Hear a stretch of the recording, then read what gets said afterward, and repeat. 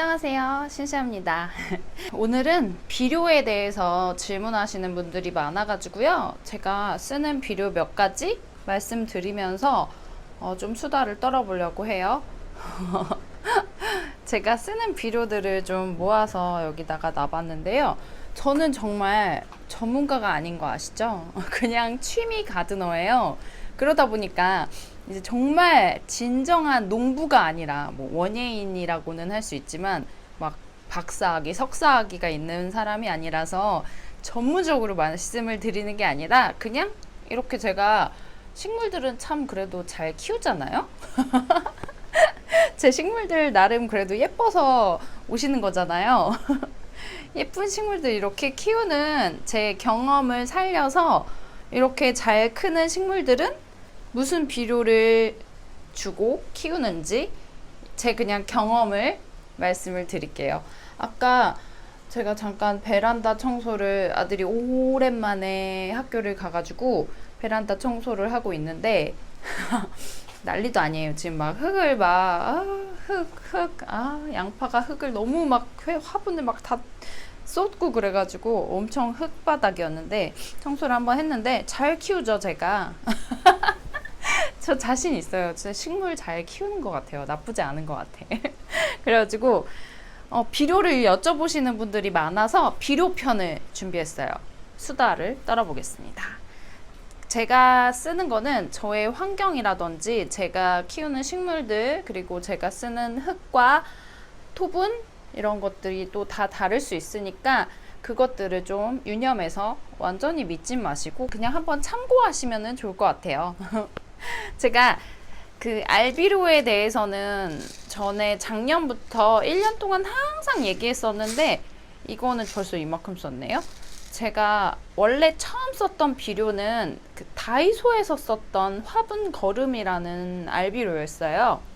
그거는 유기 비료라고 해서 이제 약간 냄새가 나는 이제 동물성 성분도 약간 들어간 그런 유기 비료였어요. 근데 그거를 2,000원짜리 다이소에서 사가지고 썼는데 너무 좋았거든요. 사실은 그거 다 썼거든요. 2,000원짜리 엄청 많이 들어왔었는데 그걸로 키운 아이들이, 얘도 그거 먹고 컸고요. 스킨답소스 마블킨인데 얘도 어렵거든요. 스킨답소스답지 않게 은근히 어려운데 얘도 개 먹고 잘 컸고, 뭐 무늬신고도 개 먹고 한참 잘 커서 여기저기 나눔했고, 이 베고니아 같은 경우도 그냥 알비료 많이 주고 키웠어요. 그리고 뭐 심지어 이렇게 근경성, 어려운 근경성 베고니아들도 알비료 먹고 컸고, 퓨전 화이트도 제가 3개로 나눠갖고 하나는 이미 분양을 했고 제일 좋은 거 하나 분양해드렸고, 지금 제일 조그만 게 이렇게 컸고요. 이 딸기 신고도 그렇고 다 그 알비료 다이소의 화분 거름을 먹고 자란 아이들이에요. 근데 이제 그거를 썼는데 문제는 그렇게 저는 많이 주는 편은 아니었기 때문에 문제는 특별히 못 느꼈는데, 이제 그 무늬종 같은 경우는, 이제 무늬종이라고 하면은 이제 신고니움도, 이거는 무늬 바리에가타 신고니움인데 이런 무늬종의 하얀 부분이 질소를 너무 많이 포함하면은 없어진다라는 얘기를 듣고 그런 거를 질문을 많이 하셨어요. 이렇게 질소 많이 들어가 있는 알비료 써도 되나요? 그런데 제가 그 꼿꼿한 당신 식물 카페에서 무늬 맛집이라고 하는 데잖아요.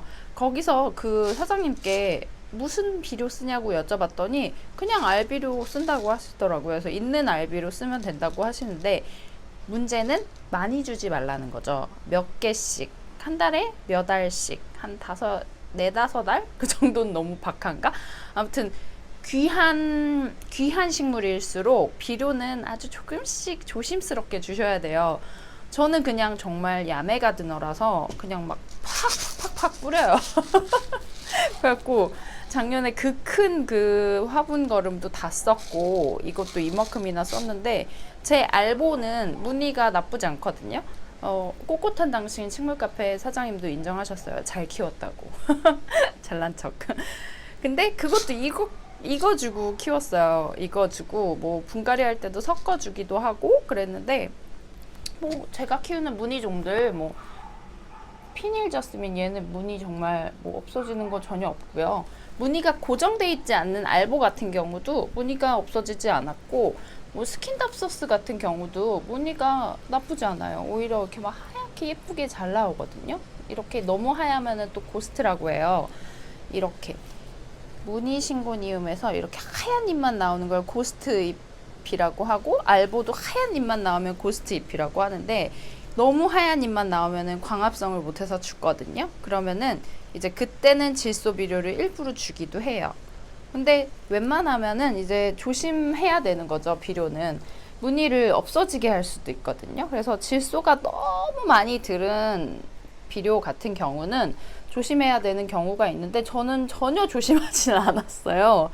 와, 이 싱싱코트만 해도 지금 보시면은 질소가 12%, 인산이 5%, 가리가 15% 들어가 있는 거거든요. 근데 굉장히 많이 들어있는 건데도 불구하고, 알비료 같은 경우는 몇 알을 흙 위에다가 올려주고 물을 이제 위에서 관수해 주시면 되는 건데, 물 주시면 되는 건데, 알비료 같은 경우는 조금씩 녹아들거든요. 그래서 조금 더 안전하다고 보시면 돼요. 근데 이제 막 물로 주시는 이런 액체 비료 같은 경우는, 이거는 제가 제라늄이 꽃이 안 펴서 산 하이포넥스 개화 촉진제라는 건데, 이게 지금 질소 비율이거든요. 질소가 빵이에요. 이제 질소가 너무 많아지면은 꽃이 안 필 수가 있어요. 그래서 지금은 이제 한참 폈다가 다시 지고 다시 시작하는 제라늄인데, 얘가 너무 한 1년 동안 꽃이 안 펴가지고 저거 주자마자 막 미친 듯이 펴가지고 한참 꽃을 잘 봤어요. 그래서 저거를 잘 쓰고 있는데, 제라늄 뿐만 아니라 베고니아 같은 경우도 꽃이 피면은 더 예쁜 베고니아들이 있어요. 마큘라타인데 얘도 아직 분갈이 안 했어요. 마큘라타 같은 경우도 꽃이 피면은 더 예쁘죠.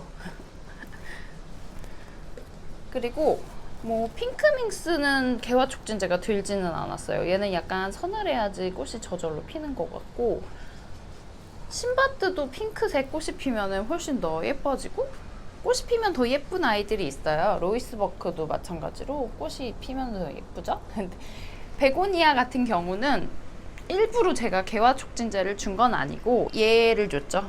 베고니아한테는 그냥 저는 알비료 몇 개 올려줬고요. 그리고 어딘가에서 이렇게 서비스로 그냥 공짜로 나눠주는 액체 비료 꽂아주는 거 있잖아요. 안 주는 거보다는 나은데, 그렇게 비료의 성분이 써있지도 않거든요. 이런 거는 정말 어디서 주는 비료인지도 모르겠고, 이런 거는 제가 그냥 똑 따서 그냥 정말 심심하면 저 막 여기다가 막 그냥 막 이렇게 두두두두두두두두 막 이렇게 비료를 주는데, 많이 주시면 안 돼요. 비료는 안 주시는 게 차라리 나아요. 많이 주는 것보다는. 그러니까 아무거나 막 주시는 거는 저처럼 저의 그 금손을 믿는 이런 자신감이 있는 분들만 마구 주시고, 알비료는 초보자들도 망하지 않게 줄 수 있는 비료니까 액체 비료보다는 알비료를 먼저 써보시는 게 나쁘지 않을 것 같아요. 저는 그냥 싱싱코트 제일 흔한 대중화적인 알비료를 썼고요. 오스모코트라는 비료도 있는데 그건 아직 안 써봤어요. 근데 고수분들도 그거 많이 쓰시더라고요. 근데 우선은 싱싱코트는 알보에도 무늬를 전혀 사라지지 않게 예쁘게 만들어줬다는 거, 무늬종에 저는 다 싱싱코트를 쓴다는 거, 이 가격도 굉장히 쌌던 것 같은데 인터넷에 검색하시면은 아마 바로 나올 거고요.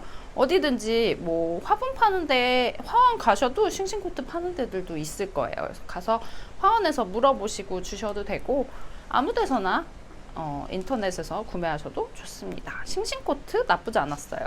그리고 하이포넥스는 이제 조심스러운 꽃이 피지 않는 그런 곳에 썼고, 이게 핑크색 이제 뭐 장미에 많이 쓰는 건데, 저는 여기에 일본말이 많이 써 있어가지고 일본 건 줄 알았는데 미국 거더라고요. 미국 하이포넥스사에서 산 거고 좀 비싸요. 이거는 비료계 샤넬 정도까지는 아닌가? 아무튼 굉장히 좀 비싼 축에 속하는 비료라서 꽃을 한번 피게 하려고 얘를 사봤고요. 뭐 미니 바이올렛 같은 경우도 꽃이 좀 안 피는 애들이 있어서 줘봤는데, 아직까지는 미니 바이올렛에는 효과를 아직 보기 전이에요. 네. 얘는 원래 그냥 피는 애고. 제가 이거는 인토농산이라고 원래 수초 키울 때 쓰시는 그런 비료예요. 물을 썩지 않게 하고 비료 성분을 물 수경 재배할 때 넣어주는 건데, 이거를 제가 또 나눔을 받아가지고 수경 재배하는데 넣어주기도 하고 그냥 화분 흙 속에다가도 약간씩 넣어주는데, 이제 뭐 몬스테라 같은 경우는 미친 듯이 자라게 하는 그런 효과가 있더라고요. 다른 거는 아직까지 효과는 뭐 다른 비료들이랑 같이 줘봐서 특별히 이것만 실험해 보지는 않았는데 엄청 좋다는 분들이 많아서 쓰고 있어요. 그리고 이거는 못생겼죠? 목초액이에요. 제가 쓰는 살균제가 두 가지예요. 과산화수소하고 목초액이거든요. 살충제가 아니라 살균제인데요. 과산화수소도 그렇고 이제 목초액도 그렇고, 베고니아가 보통 곰팡이병이 많이 생기고, 제가 토분을 많이 쓰잖아요. 토분에도 곰팡이가 많이 생기는 편이에요. 그래서 곰팡이라든지 그런 균류의 습격을 받을 때는 과산화수소라든지 목초액을 물에다가 500배에서 1000배, 안전하게는 1000배, 1000배 정도 희석해서 그냥 물을 주는 편이에요. 그래서 목초액 같은 경우는 뭐 연면십이라 그래서 이렇게 곰팡이병이 잎에 하얗게 피는 베고니아가 있으면 거기다가도 뿌려주고는 하는데, 저는 아직까지는 그런 곰팡이병은 없었어요. 그래서 그냥 흙에 곰팡이가 피거나 약간 걱정될 때, 너무 습해서 걱정될 때 과산화수소랑 목초액을 한 달에 한 번 정도 물에다가 1000배 희석해서 줘요. 그러면은 곰팡이가 금방 사라지고 그래도 안전하게 키울 수 있는 거죠. 균류로부터의 습격을 받지 않을 수 있어요. 그래서 제가 쓰는 이 비료들에 대해서 좀 설명을 드렸고요. 더 궁금하신 거 있으시면은 저한테 댓글로 질문해 주시면은 제가 성심성의껏 답변해 보도록 하겠습니다. 비료에 대해서 좀 설명해 봤고요. 예쁜 아이들이 너무너무 많고요. 진짜 아직도 지금 막 계속 이제 새 식물들이 도착할 거예요. 시즌2의 시작을 어떻게 해야 될지? 아무튼 유튜버들은 막 시즌2 오픈하면서 막 뮤지컬 하고 그러던데 그거는 오반 것 같고. 새로운 식물로, 멋진 식물로 다시 찾아뵙겠습니다. 감사합니다.